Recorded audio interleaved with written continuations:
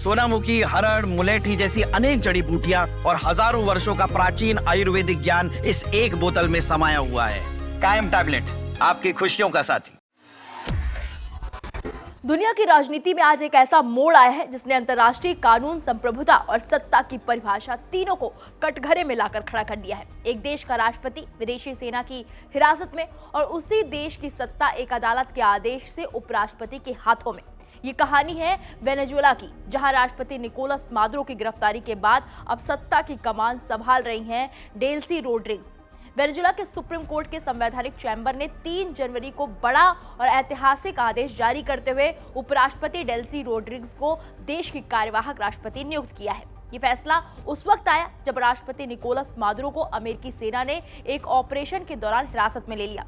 Venezuela की सर्वोच्च अदालत ने अपने आदेश में साफ कहा है, राष्ट्रपति की जबरन और अस्थायी अनुपस्थिति की स्थिति में संविधान के अनुच्छेदों के तहत उपराष्ट्रपति को सत्ता की जिम्मेदारी सौंपी जा रही है। Delcy Rodriguez Bolivarian Republic of Venezuela की राष्ट्रपति पद का दायित्व संभालेंगी ताकि प्रशासनिक निरंतरता, सरकारी संचालन और राष्ट्र की समग्र रक्षा सुनिश्चित की जा सके। इस असाधारण स्थिति में राष्ट्रीय संप्रभु की रक्षा और राज्य की निरंतरता सुनिश्चित करने के लिए कानूनी ढांचे पर आगे विचार किया जाएगा। यानी अदालत ने साफ संकेत दिया है कि ये केवल एक अंतरिम व्यवस्था नहीं बल्कि संवैधानिक मजबूरी के तहत उठाया गया कदम है। लेकिन इस पूरे घटनाक्रम पर सबसे विवादास्पद बयान आया है अमेरिका के राष्ट्रपति डोनाल्ड ट्रंप का।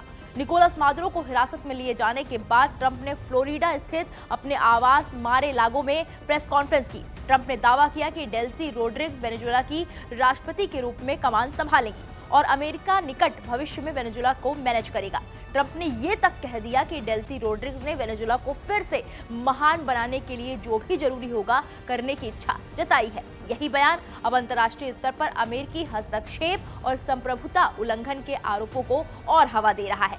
अब बात कर लेते हैं कि कौन है डेल्सी रोड्रिग्स। 56 साल की डेल्सी रोड्रिग्स वेनेजुएला की सत्ता संरचना का कोई नया नाम नहीं है। 18 मई 1969 को काराकस में जन्मी डेल्सी वामपंथी गुरिल्ला नेता जॉर्ज एंटोनियो रोड्रिग्स की बेटी है, जिन्होंने 1970 के दशक में क्रांतिकारी लीगा सोशलिस्टा पार्टी की स्थापना की थी।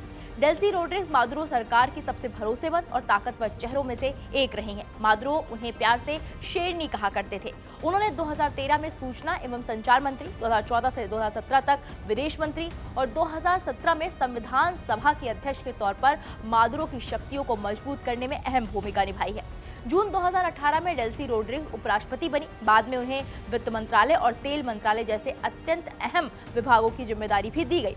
अगस्त 2024 में अमेरिकी प्रतिबंधों के बीच तेल उद्योग को संभालने का जिम्मा भी उन्हीं को सौंपा गया। वेनेजुएला की चरमराती अर्थव्यवस्था, हाइपर इन्फ्लेशन और निजी क्षेत्र से रिश्तों को संभालने में डेल्सी रोड्रिग्स एक केंद्रीय भूमिका में रही। मौजूदा संकट के बीच डेल्सी रोड्रिग्स ने एक ऑडियो संदेश जारी कर अमेरिका से मांग की है कि निकोलस मादुरो और उनकी पत्नी सिलिया फ्लोरेस के जीवित होने का प्रमाण सार्वजनिक किया जाए।